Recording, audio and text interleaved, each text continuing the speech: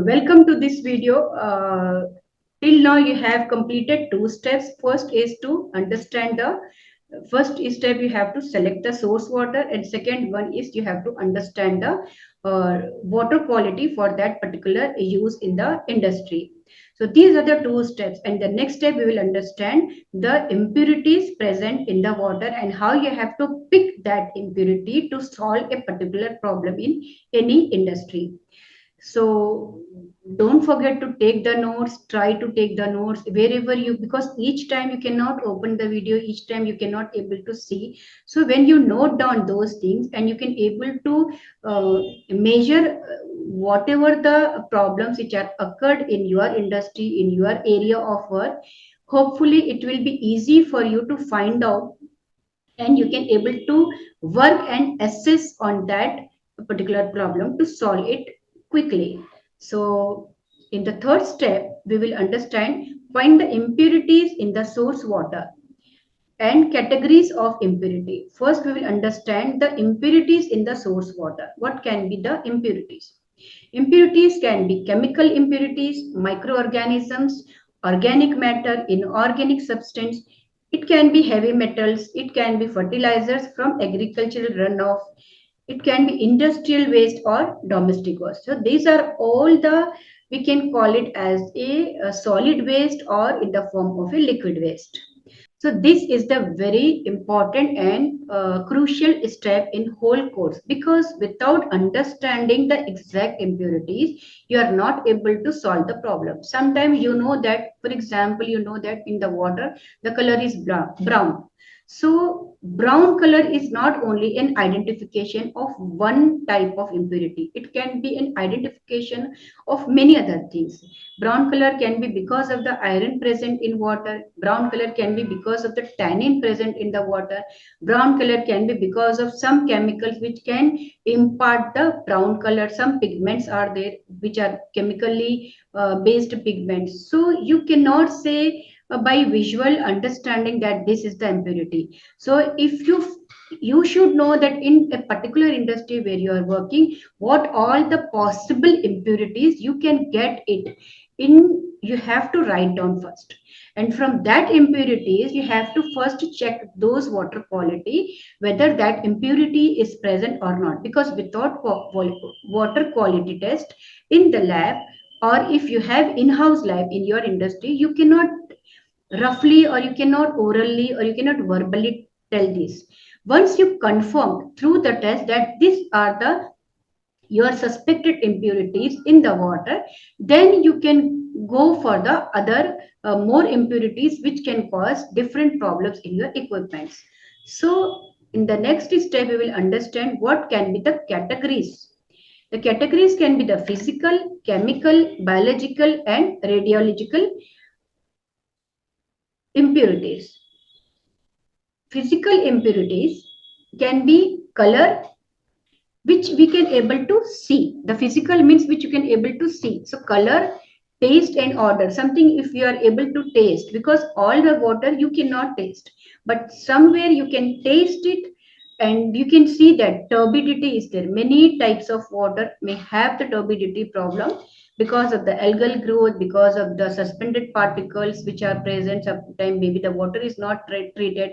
Mostly the surface water is turbid than the groundwater, because groundwater is slowly it will filter into the ground and you will get it through the borewell or tube well. But the surface water is completely exposure to the outer environment and it is very easily get contamination, and it can be very easily, you can say it is a turbid.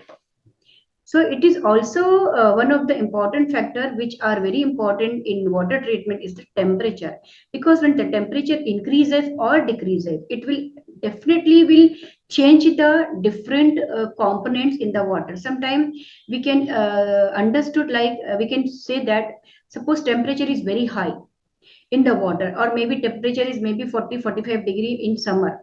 So at that time, what will happen? The evaporation will be more. In that case, the oxygen will be less in the water. That means the dissolved oxygen will be less, and because of the high temperature, evaporation rate will increase. And sometime when at the cold season, when temperature is not very high, that time evaporation is less. So in that way, oxygen dissolve different dissolved gases which are present in the water, it will also affect the different impurities, different inorganic organic matter. So temperature is a very important part in any to change the water quality in any of the industry.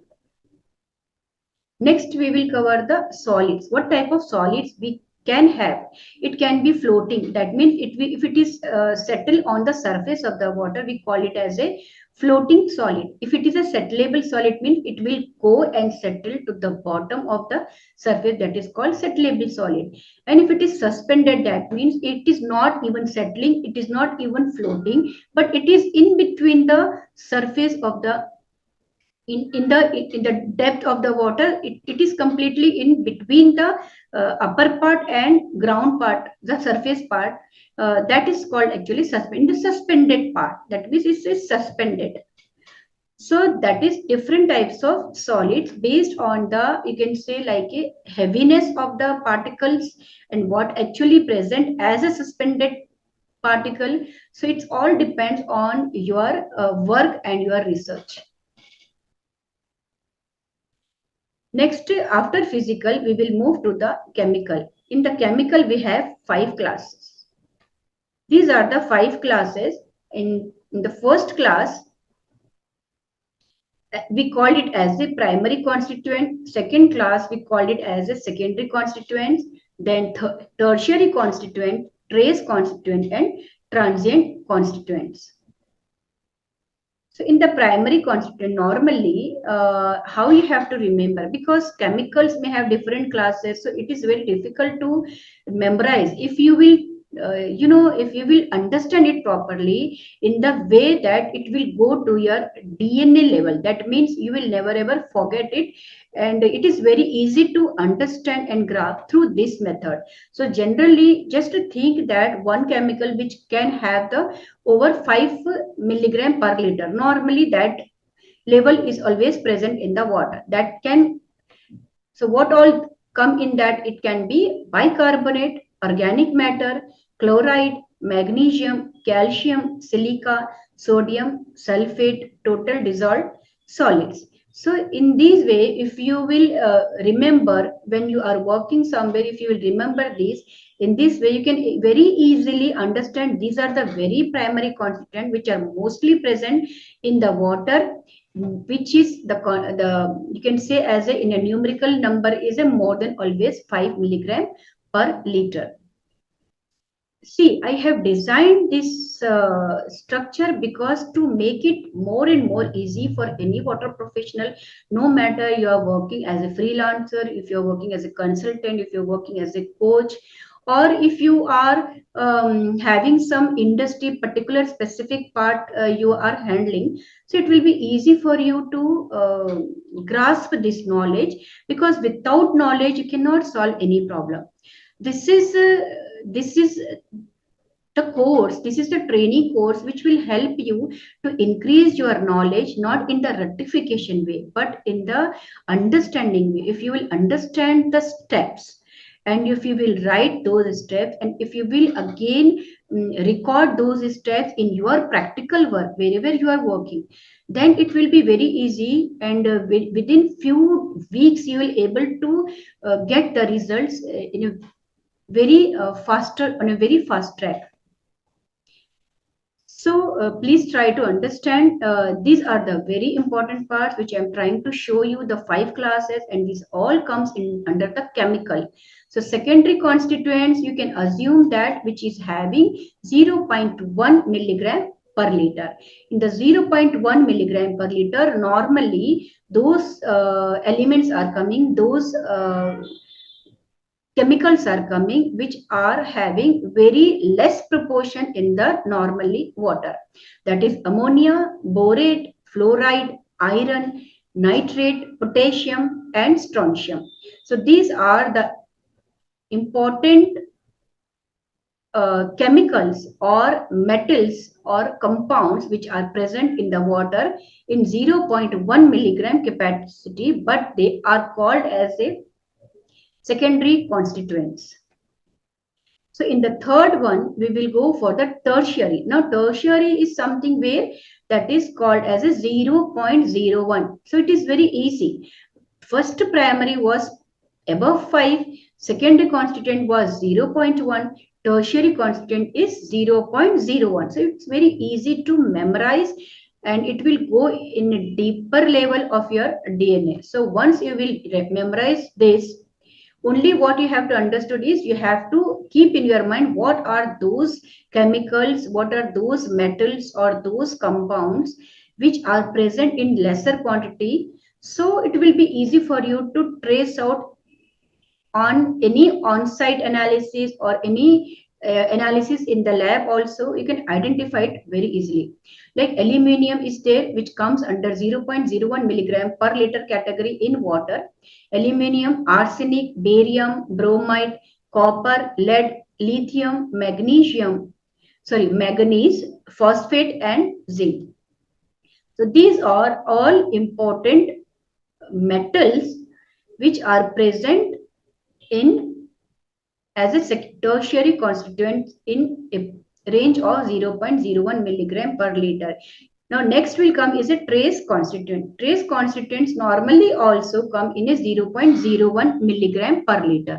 But they are present in nature in very less amount. Like always it is not present. Sometime it can be present. So here it will come as a antimony, cadmium, chromium, cobalt, mercury, nickel, tin and titanium. These are the metals which are present in the trace amount in nature, and it is present in the water normally as a trace amount, sometime, not always.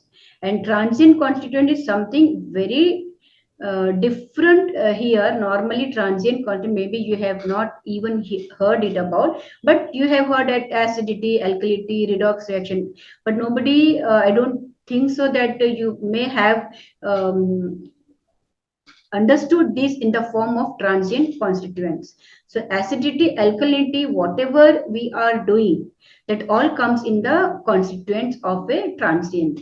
And biological cycles like SO2, carbon cycle constituent, oxygen cycle, nitrogen cycle, sulfur cycle, these are all the different cycles called biological cycle, which also comes in the form of transient. Transient means something which will transfer, like from one phase to another phase. It may have some cycle and it will not in a one stationary phase. It will convert from one part to another part. That means there are different phases. Even in the gas, so oxygen cycle it also works like that. Nitrogen cycle also works like that. It will continuously changing process. And sulfur cycle. So carbon cycle constituent comes under organically, like carbon, CH4, CO, CO2. So these are different, so many different types of organic compounds, organic gases are there, organic solvents are there. That all comes in the carbon cycle constituents. And in oxygen cycle, you will find O2 and CO2. And in nitrogen cycle, you will find organic nitrogen and ammonia, nitrogen dioxide, nitrogen trioxide, types of amino acids which are present normally in many of the foods in our body. So these are the things which are always in a changing process that will decompose and will change into the new form. So sulfur cycle also having SO3, that is sulfur trioxide, and SO4, that is sulfur sulfate and elemental sulfur. These are all the different stages of the sulfur cycle. So this is all about the 5 different classes of chemicals. And now we have completed our, in the third step, we have completed our almost 50% portion of our course. Then we will move to some worksheet, and you have to write in the comment that what you have understood till now in the how you have to find the impurities and what you have gathered information. If you like this information good and you find something very different level to understand it easily. So please write in the comment box, in the comment section is given. So what are your biggest takeaways in this video? And your learnings will be helpful to others also, because if what you understood from this video, please write so the others also will. Next is redox reactions. In the redox reactions, normally redox reactions are oxidation reduction reactions called redox reactions. Commonly, these reactions that involve the transfer of electrons from one species to another species. That means one molecule being oxidized and another molecule being reduced. In that case, when the gaining or losing of electrons happen, that is comes under the redox reactions. Here, oxidizing material and reducing material. We can take some examples of the oxidizing agent. What are the oxidizing materials that are comes under the oxidizing agents? So, for example, here we can say as a halogen, such as chlorine and fluorine. Halogens are the normally chlorine, fluorine, bromine, iodine. These are all halogens. And oxygen and hydrogen peroxide is also comes under the oxidizing agents. When you need to oxidize something, when you have to do some when you have to use for some oxidizing agents, that time you are using this oxidizing materials. In case of some other compounds of reducing material normally comes under like carbon monoxide, ascorbic acid, sulfur dioxide, hydrogen, oxalic acid, phosphites, phosphorus acid, hypophosphite. All these comes under the reducing agent or reducing properties. So in this way we have covered our redox reactions, and now last we will complete the radionuclide. Radionuclides is nothing but we can say that it comes under the radioactive characteristics, which when we were defining the definition of the water quality, that time we have covered physical, chemical, biological and radiological characteristics. We have to look as per the standards to define the good water quality or bad water quality. So radionuclides comes under the radio active characteristics in the water. So radionuclide is nothing but the radioactive nuclide or isotopes, or radioactive nuclide means that excess nuclear energy it is having. That means that molecule is having very very unstable. That comes under all the radionuclides material. So we have completed the physical and chemical impurities categories which are present in the water. So from this video, what you have understood, and how can you select your impurities in terms of physical and chemical impurities.